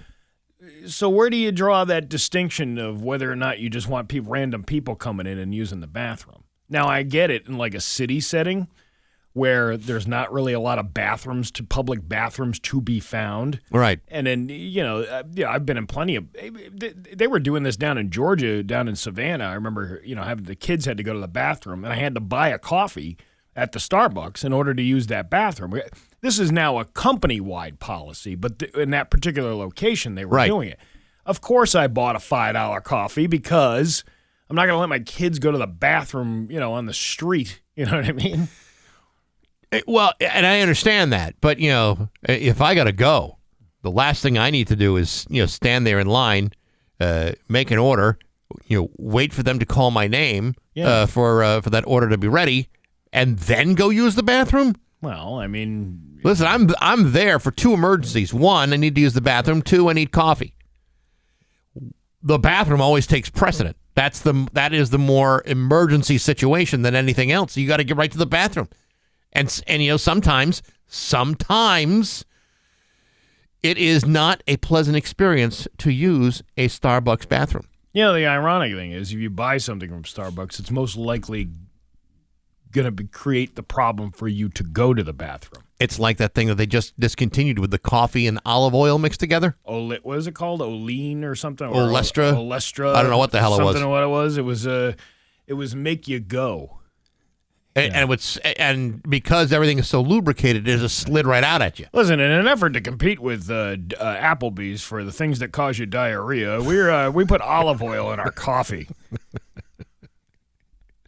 Who wants a good case of bowel problems? Could you put some X-Lax shavings in there just to make things a little bit more flavorful? Yeah, I mean, some of the disgusting items that these places come out with. But again, I don't know where the distinction is between you don't want everybody coming in and using the bathroom if they're not going to buy anything from you. But also in the same sense, it's kind of a nice courtesy that somebody who's able to use the bathroom, again, you might have a future customer to come back. Oftentimes, I will use a restroom in like a fast food joint if I'm, traveling, at any level of distance. Yeah. But I always feel like I should buy something on my way out just so it doesn't look like I'm using a bathroom. Like, you got that poo guilt.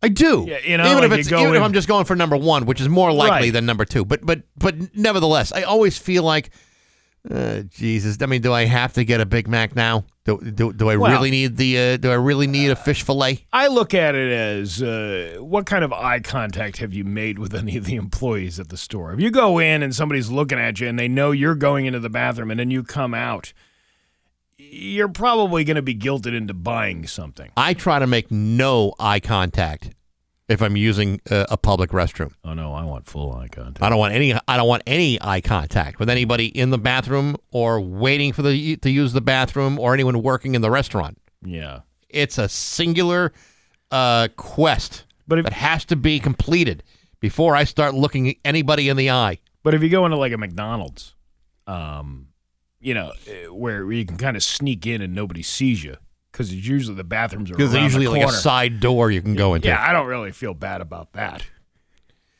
No, but if I were going to so one of the policies is you could sit there all day and not order anything. Mm-hmm.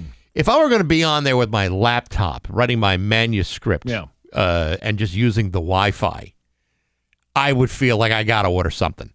Yeah, you don't want to sit there like an idiot, and you can't bring your own. It's not like you can bring your own. I mean, you can bring your own cup in there, but they want you to buy the product while you're sitting there. That's the whole idea of a Starbucks. That's like the best part of the Starbucks. Hey, you know what? Let's move the conversation to that. What about those people who sit there all day long? I see it all the time when I go over like the Dunkin' here in town.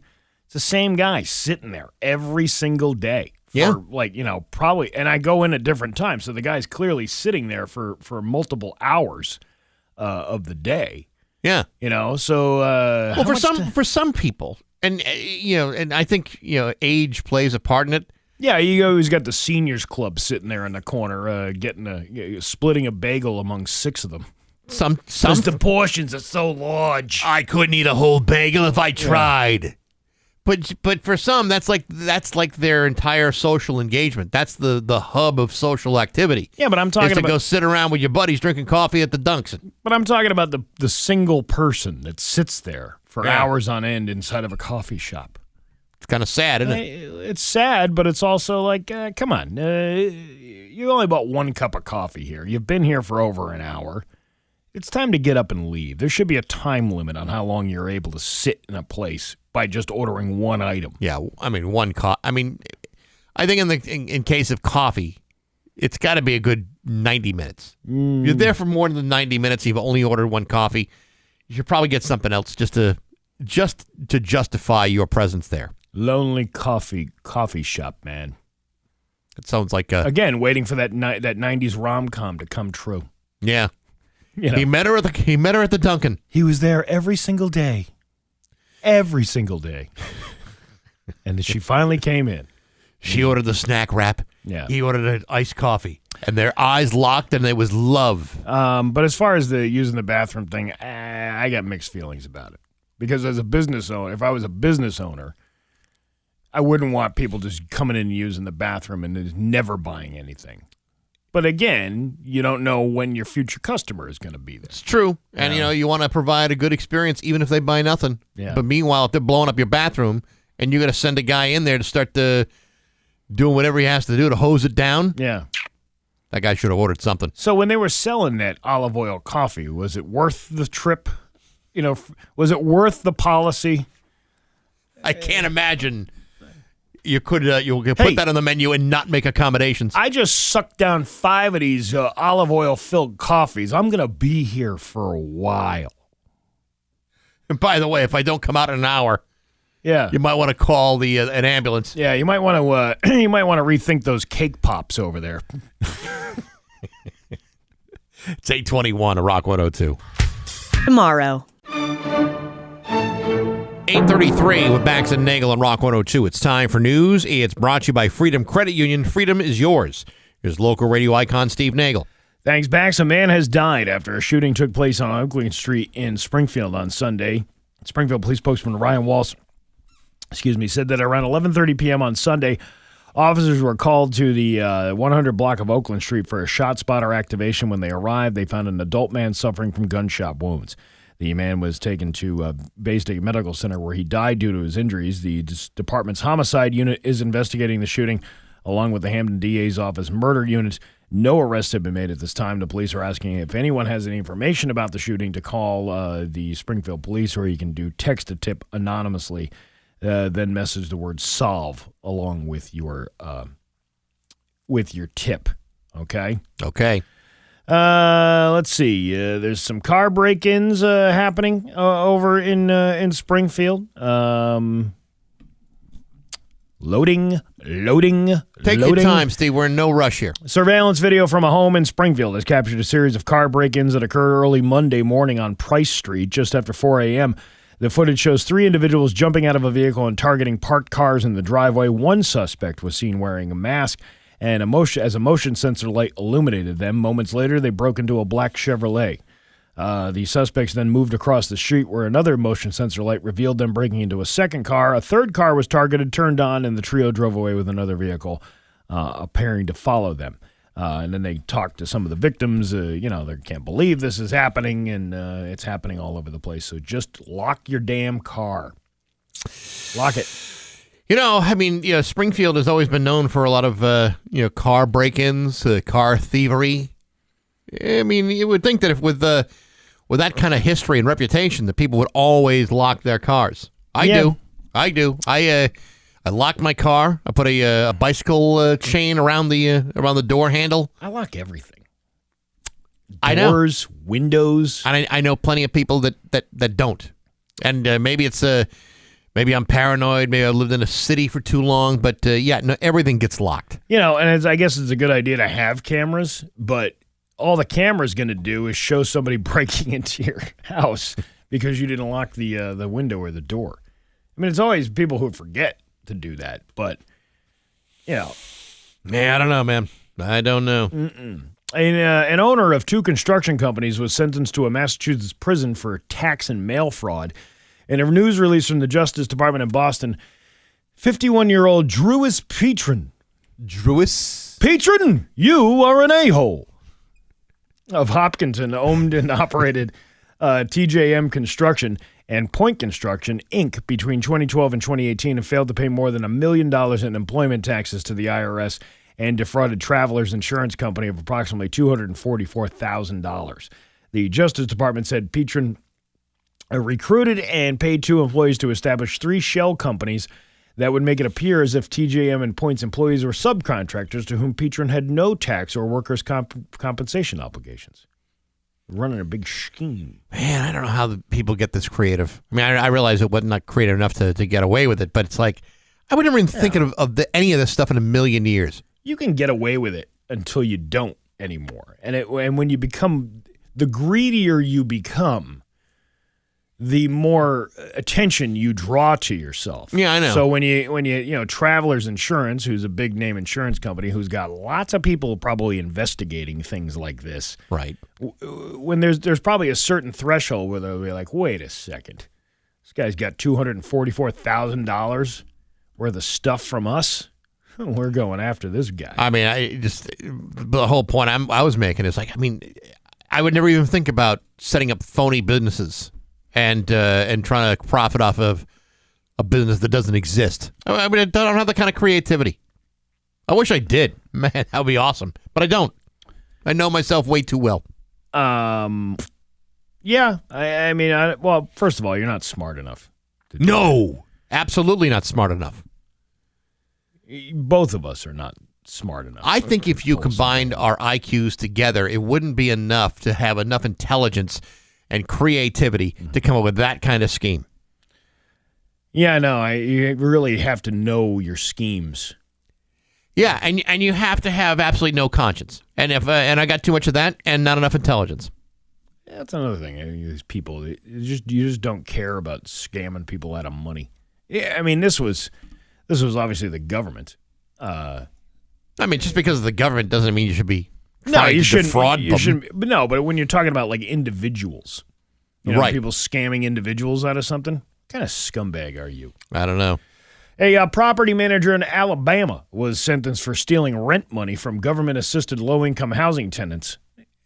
Point taken here. Scumbags stealing from people. Mm-hmm. According to court documents, 48-year-old Shannon Caruso worked as a property manager with 2 government housing authorities, providing affordable housing for low-income Mobile, Alabama area residents. She admitted that while working for both housing authorities, she fraudulently convinced renters to make their checks out to her or to give her their rent checks with the payee lines left blank. Interesting. Then, rather than depositing the money with her employer, she stole it for her own use. Federal prosecutors said both housing authorities absorbed the losses and did not evict renters who believed they were properly paying their rent by giving their checks to Caruso. She was sentenced to 14 months in federal prison. She looks like a rode hard and put away wet kind of gal. Really? Yeah. She's one of these like blonde something you'd see out of Alabama. Well, you just make the check out to me, sweet thing. We can settle this right here and now. You don't even have to worry about going to the landlord. I'll take your money. Sometimes, and this is really the wrong thing, you automatically create a picture in your mind just when you say, a woman in Alabama. Yeah. You don't even have to give me more details. I'm pretty much got a picture in my head already. Yep. She's like the heavy eyeliner type. Mm-hmm. Again, with the bags under the eyes and the wrinkled skin and the... Wears the short shirt with the bare midriff no matter how much the belly's hanging off the jeans. Yes. Now that's my kind of gal. Oh, how far along are you? I'm not pregnant, honey. That's just the Asadis kicking in. I mean, would I be smoking 3 packs of cigarettes a day if I was pregnant? Yeah, this is what you do. This is what happens when you have too many natty daddies on a Sunday night, each and every night. Yes. It's the Champagne of Alabama. The Dom Perignon. Dom Perignon. Don Perigno. Wasn't that the guy in the Hulk? Yeah, that was him. You don't want to get him angry. These people, like Like, how do you think you're not going to get caught doing something like this? Because you think you're smarter than everybody else. But you're not. No, you're you're clearly not. You're not. Well, again, I guess you can get away with it until you don't anymore. You know, that kind of thing. But eventually they're going to catch up with you, especially if you're cashing large amounts of checks made out to you. Authorities don't like being outsmarted by a woman from Alabama. Yeah. A woman from Alabama. You know, no cop, no authority, no investigator wants to be outwitted by that. Here we go again with one of these stories. Some drivers thought they would pull a fast one on the state of Florida, but the state put the brakes on them. The state of Florida has revealed its list of personalized license plates considered too obscene for the road in 2024. But not too obscene for the Bax and Nagle show. No. The latest included Florida van. Yeah, but some of them aren't, like, offensive. It's not like the F. Some of them are. They're just suggestive. Right. Right. The latest list included Florida vanity plates. Warning, some of the submissions can be explicit. This one, Hoktuh. Hoktuh. Nope, not going to happen. No. Pimping. Is that with a G, or can you do pimpin with the apostrophe? What? Yeah, what if you are a pimp, though? I mean, if you know, Adam Strepko from 22 News has that WX22 on his license plate. Right. But you know what? If you're a pimp, I think just a regular business card would be enough. I don't think you have to get your vehicle wrapped. Yeah. And sell advertising off the side of your vehicle. You don't have a Jock 102 license plate? No, I don't. Without the J? Never. Including, replacing it with something else. This one was A22HOL3. That's actually pretty creative. That's pretty good. There's one I can't even say because it just adds an extra U to the word. There's an F word. Mm-hmm. Here's one. VIBR8OR. Vibrator. Yeah, okay. Yeah. DEE nuts. D nuts. See, I see no problem with that. Yeah. Ugly AF. I don't think I got a problem with that at all. HO22NV. I don't even know what that is. I don't even know. I don't even know. Somebody also tried the Hawktua, HAWKUA. That didn't work. ID6AF. It's supposed to be like a G. Oh, I don't give a... I got you. That kind of thing. Well, there's an offensive one. I can't even read that one. 00FKS. Well, Kind of figure that one yeah, out. okay. These aren't bad. Big TTS. See, now that's someone I'd want to pull over. Yeah. Just to see if there's any truth in advertising. How about LILDIK? And then the next one down, SMOLLPP.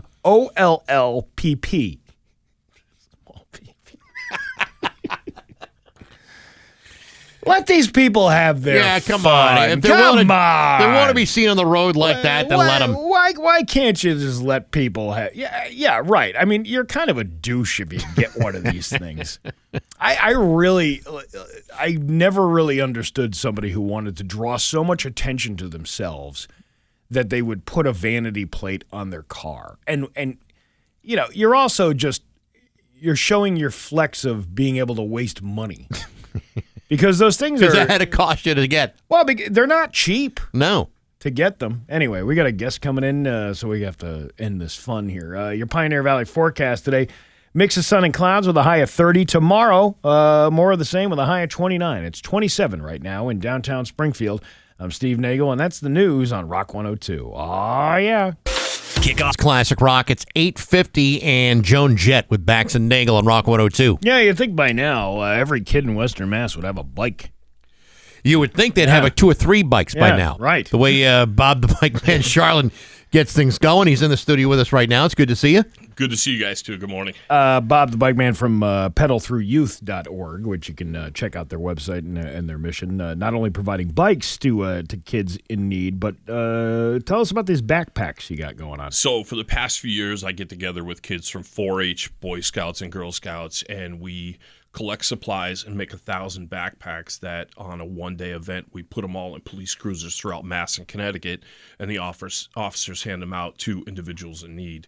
The best one that we do, though, is a kid's backpack because we put cool stuff in it. We put stuffed animals, goofy glasses, coloring books, and it really aids a police officer, whether he's a trooper, an officer, or a deputy, if they come to a domestic violence situation, if they come to a scene of a crash and there's a child involved. It's a great tool for them to give to the kid to ease the situation, and it also bridges the gap between kids and cops. Yeah. And you said you had how many of these distributed last year? So we did about 1,000 last year.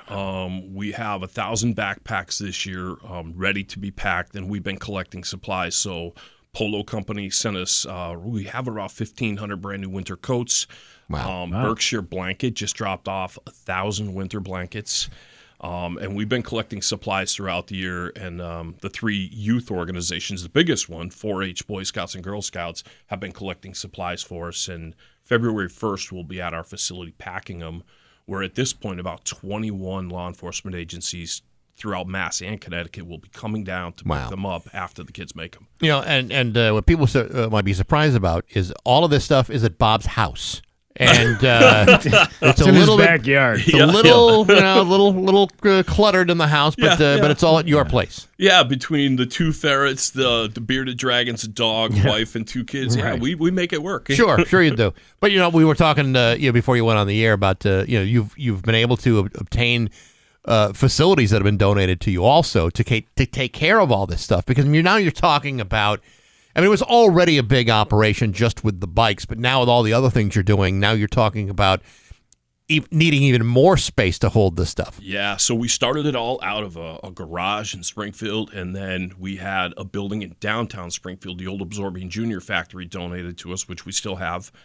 And then when we ran out of room, I reached out to all the local mayors, and Westside had gotten back to me and said, hey, we sold these buildings to a couple of guys, and it's the old Southworth paper mill. So I have 4 buildings in a row in West Springfield that we house. One building is all bikes, one is our offices, one is my stepson's music studio, and then medical equipment. About 2 years ago, I started donating medical equipment through the Sheriff's Triad program. So seniors in need that need medical equipment, we provide it for them, whether it's a hospital bed or a power wheelchair or anything.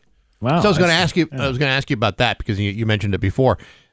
It's that kind of equipment. I mean, it's like substantial stuff. Yeah. It's not just compression socks or what have you. Oh no! So we do have compression socks in stock, but yeah. So a lot of people, if a senior passes away or if a veteran passes away, the VA can't take the medical equipment back, so they'll call us. We'll go down and pick it up, whether it's me picking it up with our trucks or the Sheriff's Triad program will pick this stuff up, bring it back to our facility. We will rehab it. We'll let kids do community service hours working on the equipment, and then we take in requests and we get it back out to the community. And through Sheriff Cochie's Triad program, we have people that will deliver the hospital equipment to your house, or people can come down to our facility and pick it up, whether it's a bed, a power wheelchair. Yeah. But we also recently sent a power wheelchair over to the Dominican Republic for a little boy with cerebral palsy. So we're shipping everywhere. That's mind-boggling to me that the VA can't take back equipment. Is it because of a sterilization issue? Yeah, I'm not sure. I'm not sure what's behind it. I don't know if it's a liability or what it is. Yeah. But they will give us a call, and we will go down and pick up the equipment.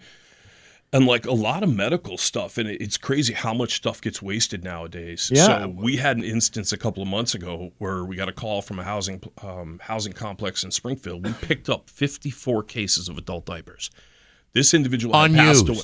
Unused. Thank All- God. Yeah, unused. Because that's a big pickup if they're have been Right. used. But this individual had passed away, and the insurance company just kept sending these things, and they kept piling up in this facility. So we went down, the sheriff sent a truck down, and we picked up 54 cases of adult diapers. Well, And then we donate them out to people that need them. I'm glad you're putting that to use, because that just seems like a giant waste. I mean, you have to imagine there are instances where these things are thrown away and never used by people who could actually use them. So good And on you wonder guys. why we pay so much in health insurance. Yeah, right, exactly. Right. But you're also providing things that insurance doesn't cover, too. Right. Well, there's a lot of times that there's a back order on a hospital bed, or somebody's waiting for a power wheelchair or a power scooter and can't get it. And we have a lot of them in stock.